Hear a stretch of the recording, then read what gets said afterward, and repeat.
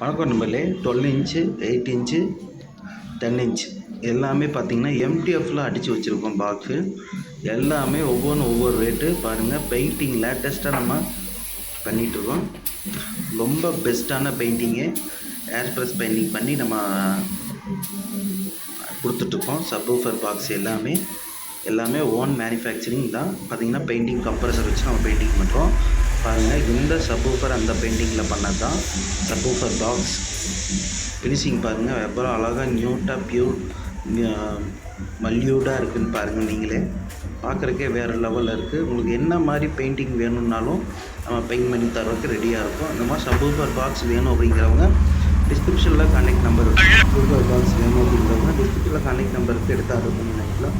Video பிடிச்சிருந்தால் like பண்ணுங்கள், share பண்ணுங்கள், கமெண்ட் பண்ணுங்கள். தேங்க்யூ ஃபார் வாட்சிங். மிக்க நன்றி நம்பர்.